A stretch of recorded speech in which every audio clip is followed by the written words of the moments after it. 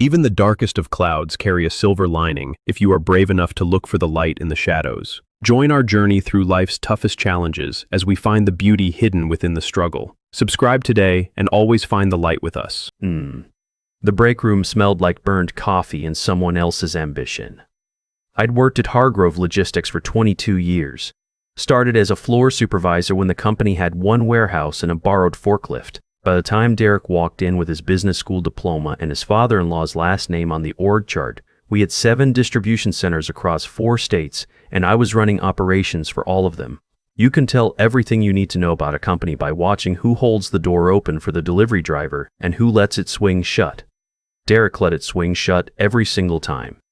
He came in on a Tuesday in March, which should have been my first warning. Nobody brings good news on a Tuesday in March.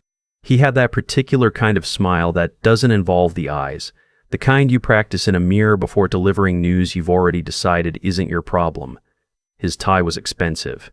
His watch was louder than his handshake. "Got a minute?" he said, which meant he didn't need one from me at all. His office still smelled like new furniture. He'd had it repainted twice in 8 months. First gray, then what he called slate, which was the same color with a different invoice. I sat down across from him and watched him arrange a pen on his desk that didn't need arranging. "We're restructuring the operations division," he said. "Streamlining, getting leaner." I'd heard that word, leaner, approximately 40 times since he'd taken over as VP of operations. I'd learned it meant something different each time. Sometimes it meant cutting the overnight crew.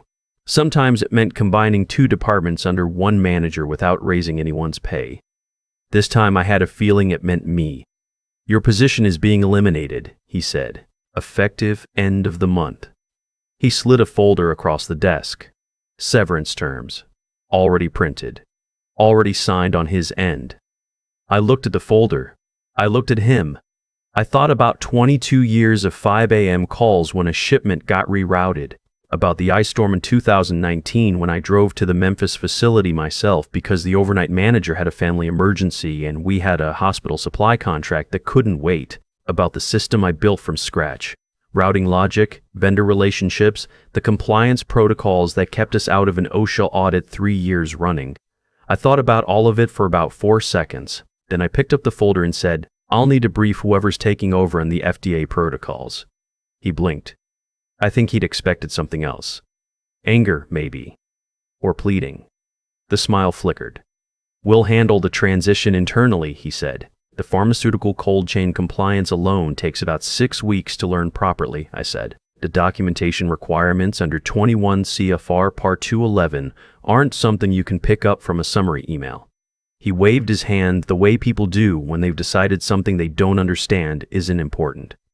"Marcus is stepping in. He's sharp. He'll figure it out." Marcus was 29 and had been with the company for 14 months.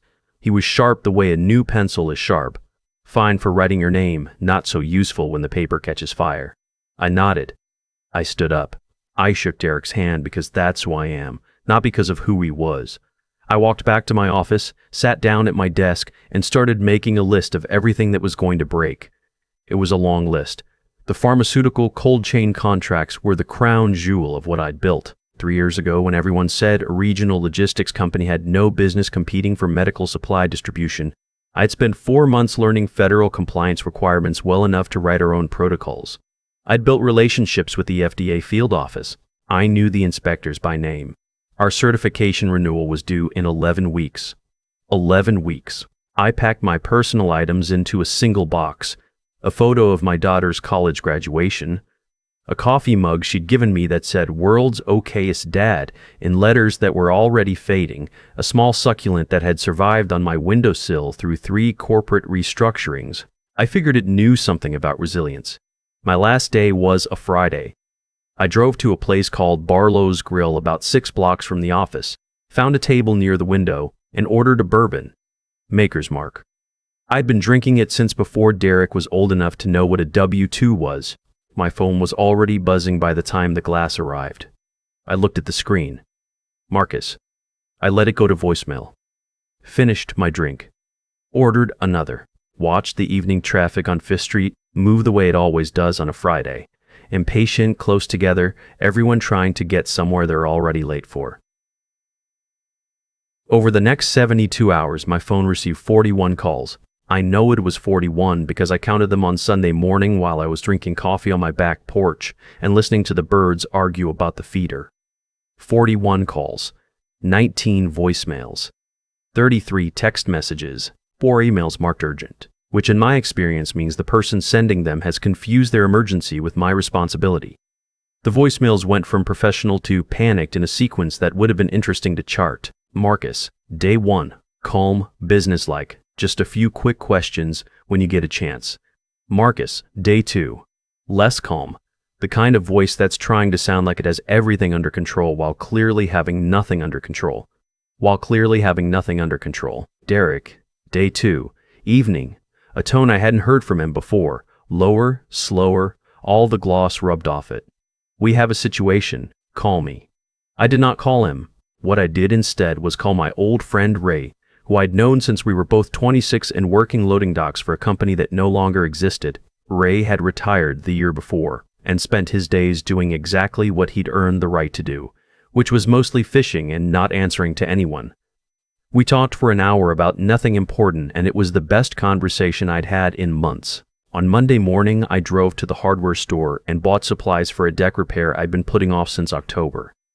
I was on my knees measuring boards when my phone rang with a number I didn't recognize. I almost didn't answer it. "Is this Martin Calloway?" A woman's voice. Professional, the kind that's used to being taken seriously. "It is," I said. "My name is Patricia Aldridge. I'm a compliance officer with the FDA Southeast Regional Office. I'm hoping you have some time to talk about Hargrove Logistics." I sat back on my heels and looked at the wood grain of my half-finished deck and thought, here we go. What I didn't know, what I had no way of knowing when Derek slid that severance folder across his desk, was that the FDA had already been watching Hargrove for 6 months. Not because of anything I'd done, because of something Derek's father-in-law, the company's founder and majority shareholder, had been doing for the better part of 3 years. The cold chain contracts I'd built weren't just valuable because of the revenue, they were valuable because they provided cover. Temperature-controlled medical shipments moving across state lines generate a specific paper trail, manifests, chain of custody logs, inspection records, the kind of documentation that, if you controlled it carefully enough, could be used to move other things alongside legitimate cargo without attracting attention. I hadn't known about any of that. My documentation was clean because I kept it clean. The compliance protocols I'd built were thorough because I built them to be thorough. But somewhere above my level of the organization, my clean paperwork had been providing a legitimate framework for something that wasn't legitimate at all. When Patricia Aldridge explained this to me over the phone, carefully, professionally, with the kind of precision that comes from months of building a case, I sat on my unfinished deck for a long time after we hung up and stared at nothing in particular. She wanted to know if I'd testify about my protocols, about what the legitimate operation looked like, about the point at which the documentation I created diverged from what was actually happening at a level above me. She wasn't asking me to do anything against my own interests. She was asking me to tell the truth, which I had been doing consistently for 22 years and saw no reason to stop. I said yes. Meanwhile, Hargrove was coming apart in a way that was both faster and more complete than I'd expected. The FDA, once they had enough to move, moved decisively. They suspended the pharmaceutical distribution certification pending investigation. That meant the cold chain contracts, all of them 7 figures of annual revenue, went into immediate legal hold. 3 of the hospital systems we worked with had contingency protocols and activated them within 48 hours. The other 2 called to ask questions that nobody at Hargrove could answer correctly anymore because the person who'd built the relationship was sitting on his back porch with a cup of coffee and a deck to finish.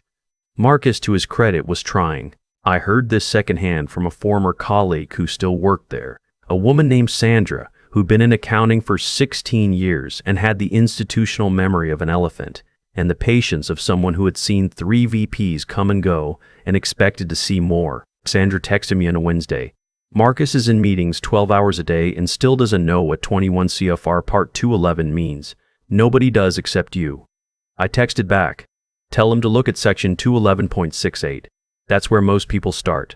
I don't know if she passed that along. I suspect she did. I also suspect it didn't help the way they hoped, because understanding a regulation and having 2 decades of relationships with the people who enforce it are not the same thing. You can read a map without knowing the road. Derek, from what I understood, was in a difficult position that was entirely of his own engineering. He'd eliminated the one person who understood the operation well enough to protect the company, not to save money, which might have been understandable if misguided. But because I was 54 years old and he'd decided that meant I had less to offer than someone who used phrases like synergizing the supply chain visibility in quarterly meetings without appearing to notice they'd said nothing. He was now explaining to a board that had discovered its founder was under federal investigation why the company's most significant revenue stream had simultaneously collapsed. I heard he aged about 5 years and 30 days. The hearing was in September. I drove myself there, parked in a garage 2 blocks away, and walked through a morning that had that particular quality of early fall air, cool enough to remember winter is coming, warm enough that you're not there yet. I wore the same suit I'd worn to my daughter's wedding 3 years earlier. It still fit, which felt like a small victory. Patricia Aldridge met me outside the building. She shook my hand and thanked me for coming and said what she needed from me was simple. Just tell them what you built, how it worked, and when you first understood there was a discrepancy between your documentation and what was actually moving through the network. That last part was the only difficult thing. Because the honest answer was, I didn't know until you told me. And the reason I didn't know was that I'd been doing my job so correctly, so thoroughly, so completely by the book, that the people above me had relied on my correctness to disguise their incorrectness. My paperwork was clean because I kept it clean. And my clean paperwork had been used. That's the thing nobody tells you about doing your job right for a long time. Sometimes the people who benefit most from your integrity are the ones who have none of their own. I said all of that. I said it plainly without theater, because that's how the truth works best. It doesn't need performance. It just needs to be said out loud, clearly, in front of people who have the authority to act on it. The founder. Derek's father-in-law. The man whose name was on the building. The man who'd started the company 30 years ago in a city I'd never visited, sat at a table across the room while I spoke. I'd met him twice in 22 years, both times at company events where he shook hands and said things that sounded meaningful without containing meaning. He was 71 years old and had the look of a man who had spent decades confusing the fact that nothing had caught up with him yet with the belief that nothing would. I did not look at him while I testified, not because I was angry. I was past angry by then, but because what I had to say wasn't about him. It was about the work. It was about what I'd built and what it meant and what had been done with it. He was a consequence of his own choices. I was just there to describe mine. I finished testifying at 11:40 in the morning. I thanked Patricia Aldridge. I walked back to the garage, got in my car, and drove to a diner I'd passed on the way in.